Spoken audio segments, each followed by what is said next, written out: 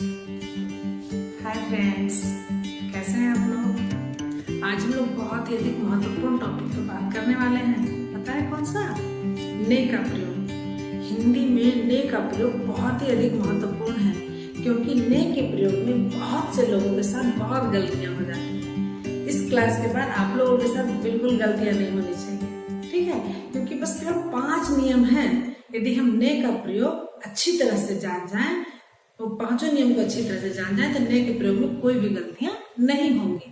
बस केवल 5 नियम है, ठीक है ना। सबसे पहले आप लोगों को बताई थी मैं कारक वाली वीडियो में ही कि कर्ता की विभक्ति क्या है?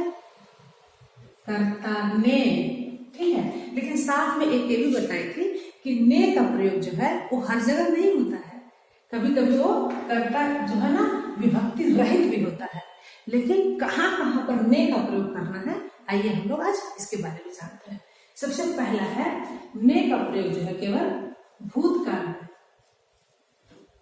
ने का प्रयोग केवल भूतकाल में, जो समय बीत गया है केवल उसमें ही किया जाता है। यदि हम अंग्रेजी की तरफ से देखें तो बस केवल 3 टेंस में इसका प्रयोग होता है। पता है कौन कौन सा?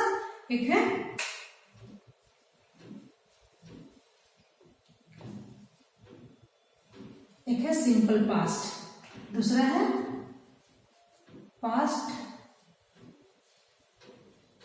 पास्ट परफेक्ट, ठीक है।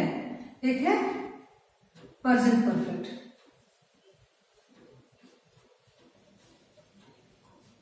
बस केवल ये 3 टेंस में ही इसका प्रयोग किया जाता है। किसमें किसमें? प्रेजेंट परफेक्ट, पास्ट परफेक्ट और सिंपल पास्ट में। आइए कुछ उदाहरण के द्वारा देखते हैं। जैसे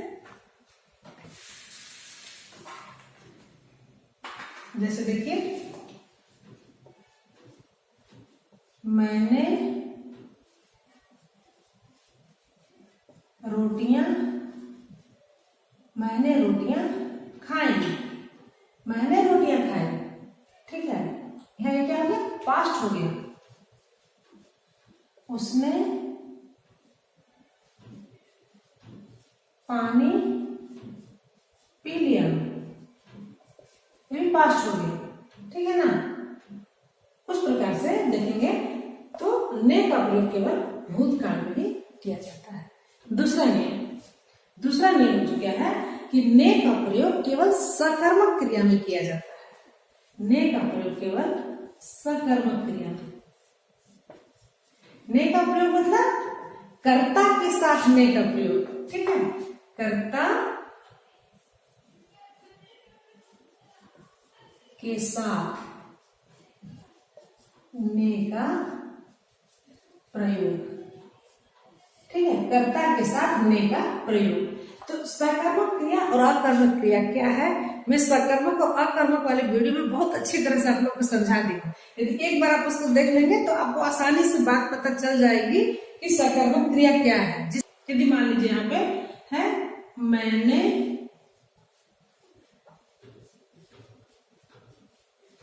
रोटियां खाई, ठीक है। तो यहां पर क्या है? मैंने रोटियां खाई, तो ये क्या है? सकर्मक क्रिया है। सकर्मक क्रिया को पहचानने की आसान विधि क्या थी?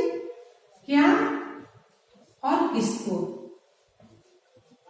यदि इन प्रश्नों का उत्तर हमें मिल जाता है तो हम समझेंगे वो क्रिया सकर्मक है। और यदि इन प्रश्नों का उत्तर हमें नहीं मिलता है तो क्रिया अकर्मक है। जैसे मैंने रोटियां खाई, क्या खाई? तो रोटियां खाई, ठीक है ना। तो ये क्रिया क्या हो जाएगी? सकर्मक क्रिया। तो ये इसका दूसरा नियम हुआ। ने के प्रयोग का दूसरा नियम हुआ कि ने का प्रयोग किसमें करेंगे? बस केवल सकर्मक क्रिया में करेंगे। साथ ही साथ में इसमें एक और नियम है, इसके अपवाद कर लीजिए इसको। इसमें क्या बोल सकते हैं कि इसमें जो रहता है बोल भूल ला लग सक चुका। बोल भूल ला लग सक चुका, इसके साथ में ने का प्रयोग नहीं किया जाता है। बोल भूल लग ला सक चुका, याद रखें बिल्कुल इसको। इसके साथ में ने का प्रयोग नहीं किया जाता है। जैसे उदाहरण के द्वारा देखिए, जैसे कि हम बोलते हैं मैंने बोला, ये पूरी तरह से गलत है। हालांकि बहुत लोग बोलते भी हैं मैंने बोला, लेकिन ये साहित्यिक दृष्टि से, व्याकरण की दृष्टि से अशुद्ध है। इसे हम लोग क्या कहना चाहिए हमें? मैंने कहा। मैंने बोला बिल्कुल गलत है, होना चाहिए मैंने कहा। उसी प्रकार से उसने भूला, यदि मान लो एक शब्द है उसने भूला, उसने भूला बिल्कुल गलत है। क्या होना चाहिए? वह भूला। क्या हो जाएगा? वह भूला। ला के लिए देख लेंगे तो ला का क्या होता है? लाया। यदि मान बोलते हैं किसने लाया, तो बोलते हैं उसने लाया। ये बिल्कुल गलत है। उसने लाया नहीं होगा, बल्कि क्या हो जाएगा? वह लाया, वह लाया। उसी प्रकार देखिए अब लग के लिए देखते हैं, ठीक है ना। उसने लगा, यदि मान ले बोल देते हैं उसने लगा, यदि मान लीजिए ऐसा बोलते हैं उसने लगा, तो क्या हो जाएगा? ये वो बिल्कुल गलत है। क्या हो जाएगा यहाँ पे? उसे लगा, उसे लगा, इस तरह से हो जाएगा। आगे देखते हैं उसने कर, शक ना, ठीक है ना। यदि मान लीजिए लग का हो गया, शक का देखेंगे उसने कर सका। यदि मान लीजिए ऐसा लगता है उसने कर सका, ठीक है। यदि रहेगा उसने कर सका, तो यह पूरी तरह से गलत है। उसकी जगह क्या हो जाएगा? वह कर सका, वह कर सका, ठीक है। उसी प्रकार चुका, चुका के देखते हैं उसने काम कर चुका। यदि मान लीजिए रहता है उसने काम कर चुका, तो ये पूरी तरह से गलत है। उसकी जगह क्या हो जाएगा? वह काम कर चुका,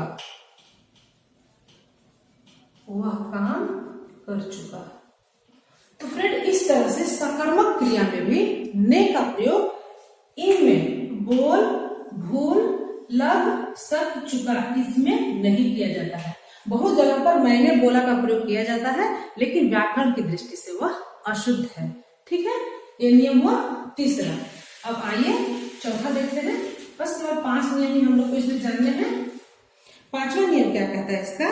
कि जो ने का प्रयोग है, यदि हम, चौथा नियम कहता है यदि हम कर्ता के साथ ने का प्रयोग करते हैं और कर्म के साथ को का प्रयोग करते हैं, तो हर समय जो क्रिया है, फिर क्रिया क्या हो जाती है? क्रिया जो है एक वचन पुल्लिंग हो जाती है, एक वचन पुल्लिंग हो जाती है। देखिए जैसे राम ने पतंग को उड़ाया। यहां पर हमें बिल्कुल ही ध्यान नहीं रखना है कि पतंग स्त्रीलिंग है या पतंग पुल्लिंग है, वो सब कुछ नहीं। यहाँ पर को लगा है तो उड़ाया, एक वचन पुल्लिंग हो जाएगा, ठीक है ना। जैसे राम ने रोटी को खाया। क्या हो गया? देखिए यहाँ रोटी के साथ, यहाँ कर्म के साथ क्या है? को का प्रयोग किया जा रहा है, ठीक है। तो रोटी को खाया, नहीं तो ऐसे क्या होता? राम ने रोटी खाई, शुद्ध ही होता। लेकिन यदि हम को का प्रयोग कर रहे हैं तो वहां पर क्या हो जाएगा? क्रिया एक वचन पुल्लिंग, ठीक है। ये बहुत ही क्या बोलते हैं सरल आसान नियम है। यदि हमें कहीं पे भी कंफ्यूजन हो कि इसके साथ स्त्रीलिंग है या पुल्लिंग है, क्रिया के साथ क्या लिखना है, तो आप क्या करो? कर्म के साथ को लगा दो और फिर उसके बाद एक वचन पुल्लिंग बना दो, तो हम उसको आसानी से जान पाएंगे। ने के प्रयोग में क्रिया जो है वो कर्म के लिंग वचन के साथ बदलती रहती है। 5वां है, इसको मैं भी बता भी दी थी आपको। इसको ने के प्रयोग में क्रिया कर्म के लिंग वचन से बदलती रहती है।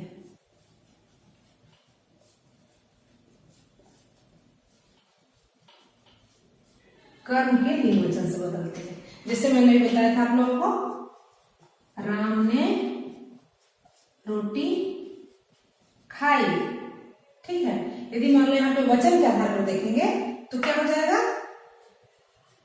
यदि मान लो यहाँ पे खाई जो शब्द है वो कर्म, मतलब यहाँ पे कर्म रोटी है उसके आधार पे हो रहा है, ठीक है। उसी प्रकार से सीता में रहेगी तो ऐसा ही रहेगा, सीता ने रोटी खाई।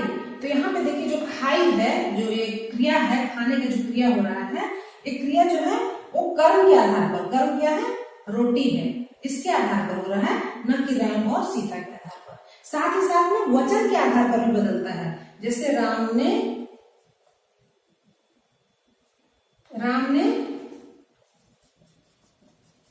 4 पत्र लिखे, ठीक है। यहाँ पर लिखे क्यों आया, क्योंकि 4 पत्र है, तो यहाँ पर क्या है, ये बहुवचन है, तो लिखे हो जाएगा। उसी प्रकार से यदि एक पत्र रहता तो क्या होगा, राम ने पत्र लिखा, ठीक है। तो यहाँ पर जो लिखा है वो पत्र के चलते आ रहा है, पत्र जो है पुल्लिंग, बहुवचन है, पुल्लिंग है, इसीलिए यहाँ पे पत्र लिखा। यहाँ पर देखिए बहुवचन और पुल्लिंग है, इसीलिए लिखे आया। यहाँ पर पुल्लिंग और एक वचन है, यहाँ पर इसलिए लिखा आया। तो फ्रेंड्स ये है ने के प्रयोग से संबंधित कुछ नियम, बस केवल 5 नियम है। आइए फटाफट एक नजर में और देख लेते हैं। तो ने का प्रयोग जो है सदैव भूतकाल में किया जाता है, ठीक है। जैसे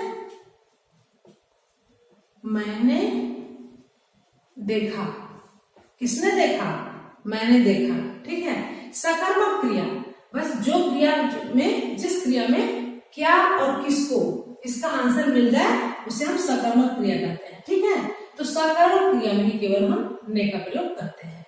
तीसरा, बोल, भूल, ला, लग, सक, चुका, इनमें ये जो 6 क्रियाएं हैं, इसमें हम ने का प्रयोग नहीं करते हैं, ठीक है। अगला है कर्ता के साथ ने जुड़ जाने से और कर्म के साथ को जुड़ जाने से क्रिया जो है सदैव एक वचन पुल्लिंग में हो जाती है, ठीक है। अगला है ने के प्रयोग में क्रिया कर्म के लिंग वचन से बदलती है, मतलब जब हम ने का प्रयोग कर देते हैं तो जो कर्ता है उसका जो क्रिया है वो कर्ता के आधार पर नहीं बदलता, बल्कि वो कर्म के लिंग और वचन के आधार पर क्रिया बदल जाती है। तो उम्मीद है फ्रेंड्स ने की गलतियां आपसे बिल्कुल ही नहीं होंगी, और अगले वीडियो में फिर किसी मजेदार टॉपिक के साथ मिलूंगी। और एक बात और, हाँ, यदि मान लीजिए मेरा वीडियो आपको अच्छा लगता है तो आप लाइक करिए, सब्सक्राइब करिए, और यदि मान लीजिए आपको और भी कुछ कमियां लगती हैं तो निश्चित रूप से आप मुझे बताइए कि आप इसमें और क्या अपेक्षाएं करते हैं। और साथ ही साथ यदि मान लीजिए आपको लगे कि कोई और टॉपिक पे मैडम वीडियो बनाइए तो बोलिए, कहिए मुझे, मैं जरूर बनाऊंगी। और अगले वीडियो में फिर मिलते हैं, तब तक के लिए बाय बाय।